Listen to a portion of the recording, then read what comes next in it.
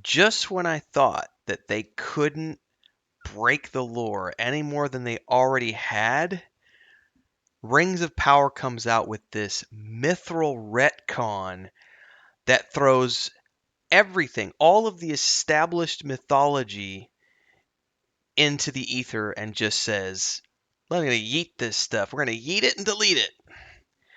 We're going to be discussing this today because it is a sacrilege that I just can't understand how the Tolkien Estate got behind, unless this is just some huge red herring twist where it's going to be like, gotcha!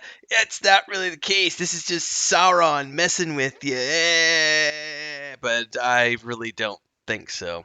I'm Tim Anderson, aka Renfield, the bearded dwarven princess, and in case you didn't get it already, the memo of the day is we're going to be talking about the ridiculousness of the Mithril retcon that they threw into episode 5 that just has all of Tolkien fandom around the world up in arms going, what the frack are you doing with the mythology? I mean, it's one thing to compound timelines and it's another thing to invent characters, but this is actually contradicting existing lore. And that was something that we were told the Tolkien Estate wasn't going to allow. So what's really going on here? I want to know. We're going to be diving in. Before we do, however, thanks to all of these amazing people for supporting my channel and allowing me to be full-time. As of this recording, I'm coming up on the end of my 4th month being full-time. You can support, it's super simple. On premieres like this, there's a button down there in the chat window where you can do a super chat. And if it's after the fact, you could do a super thanks down below. You can also tune into any live stream you see and super chat there. There's a Patreon page. We'll talk about that more at the end of the video. But for now, let's dive into this in greater detail. There is a really good rant video explanation, not video, over here at Screen Rant, and we're going to be kind of going through their explanation of things. But before we even get to that point, I just want to talk about my disbelief here for a minute because I just can't get how or where they decided this was okay. So first and foremost, they've got this bullshit story made up about how there was a fight between an elven hero and a Balrog over one of the Silmarils, and then the combined light of the hero, the Silmaril power, and the dark power of the Balrog suddenly like injected down into the earth over the Misty Mountains and somehow infused this ore with a combination of all 3 powers, and that is Mithril. And according to the legends, let's just analyze that for just a second. In Tolkien's works, the established lore, Mithril was nothing more than a super special substance that dwarves and others mined because it wasn't only present in the Misty Mountains, it was also present in Numenor. So it wasn't just in the Misty Mountains, it was more than just that. Now the dwarves mined it because it was very useful, light as silk, all of those things, super durable.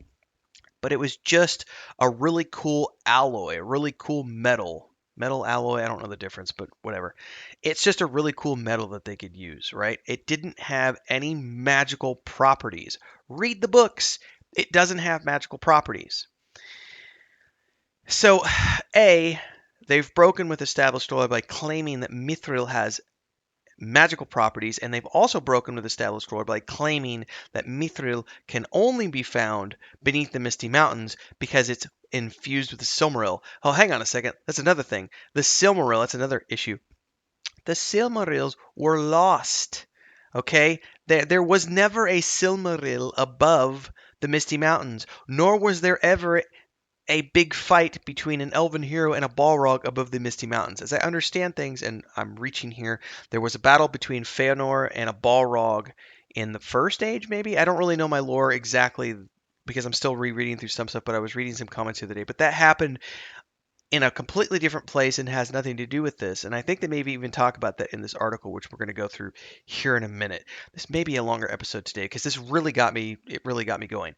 So there's all of that stuff going on. But the one that has, this is the first time, by the way, ladies and gentlemen, when I reviewed this episode 5, I gave it a 3 out of 10 because I felt like they broke the lore so much that it just completely crushed. The only reason I didn't give it a 1 out of 10 is because there were some cool tidbits in this episode about Elrond's father and some other tidbits of lore that I felt kind of redeemed some of the other things. But this is the lowest score I've given on a review because they've just completely taken the lore, stomped on it, muddied it, and trudged it into the dirt, and ripped it up and shredded it, and um, yeah.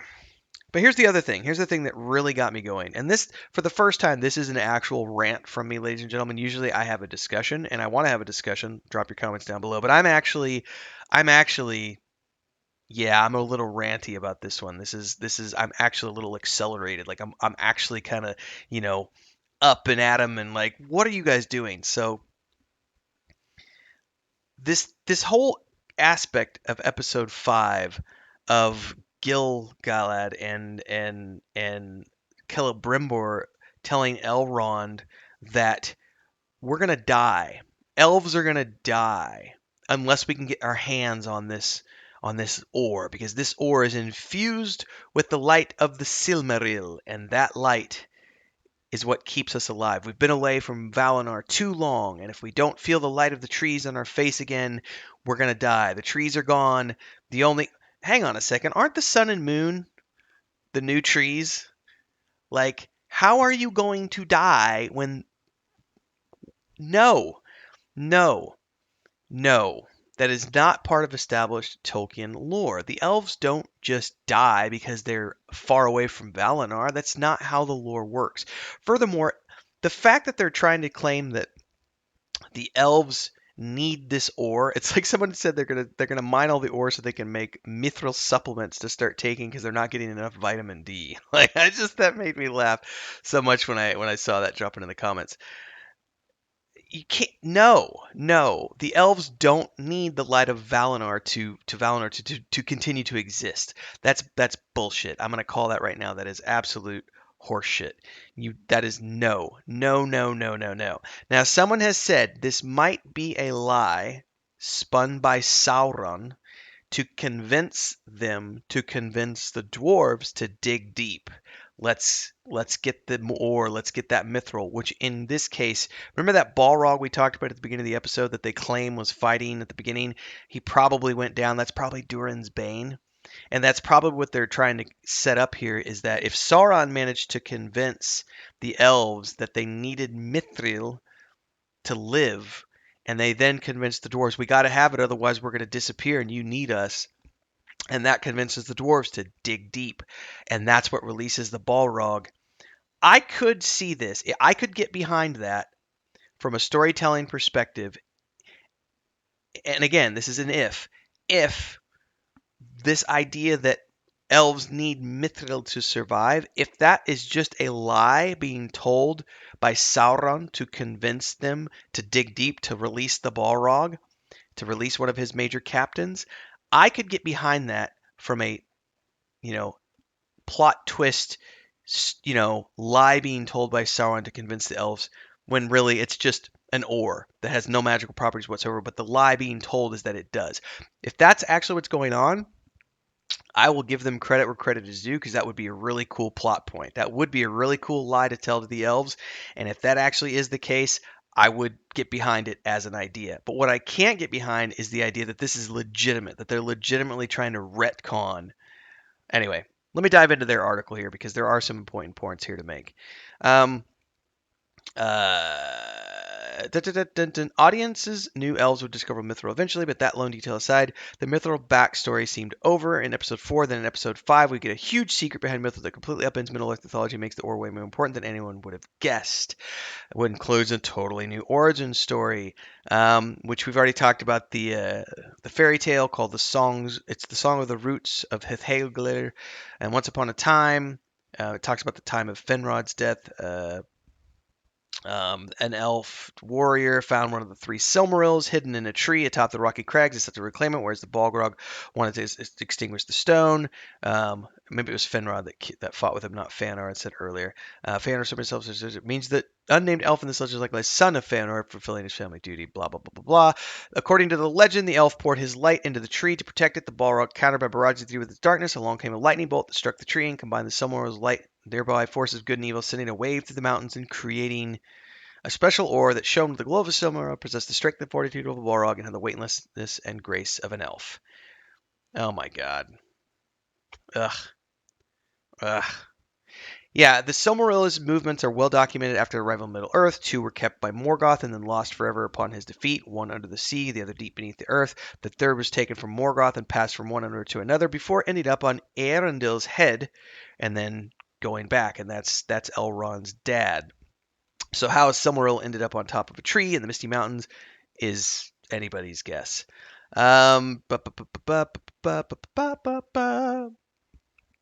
The retcon is bullshit.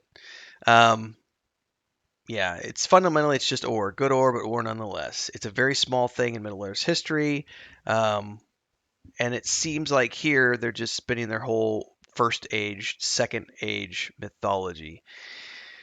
Um, the elves fading away. This is such. It also removes the etherealness and the spiritualness of the elves by saying the only reason they're immortal in the first place is because of the light of Valinor. So they have two possible solutions here. They can abandon Middle Earth to return to Valinor, or they can find a source of that light in Middle Earth. And Mithril is that alternative source if Gil-galad can convince the dwarves to part with enough of this stuff, and they can then stay in Middle Earth for another few thousand years.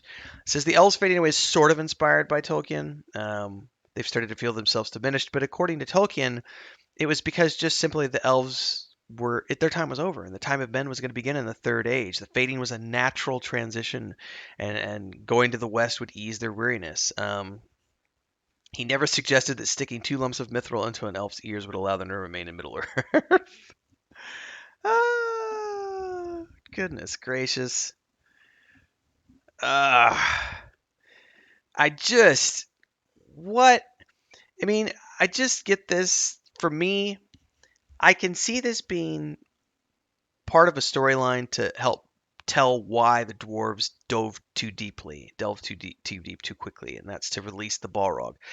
But there has to be a reason other than it's got to be a lie. Please let this be a lie. If this is not a lie told by Sauron, this is going to be one of the worst pieces of retconning I've ever seen. And the writers on this show have been bad enough to date that I wouldn't put it past them for this retcon to be completely legit and them to think that, oh my God, look at this amazing story we came up for the origins of Mithril and how we're going to tie it into the elves and their backstory. And they're going to be, it's the Silmaril, and we could totally have a Silmaril be up there. And how cool would it be if that's the origin of Mithril? Meh. Down vote. Down vote. I'm not buying it. Again, only if this turns out to be a lie told by Sauron am I going to get behind this. Otherwise, this retcon is one of the worst pieces of anything I've seen come out of this show so far. Love to hear your thoughts. Drop them down below. If you like this video, like, subscribe, hit that bell icon. Support the channel like all of these amazing people. If you're watching this as a premiere, you can do a super chat, and stickers. If you're watching this after the fact, you can do a super thanks down below. You can join as a member of the Adventurers Guild. Take a look at our Patreon page. And of course, don't forget, every Monday at 11 a.m. Central Time, we do Mondays in Middle Earth, where I read through all things related to the Lord of the Rings. So check that out as well. Until next time, everybody, let me know.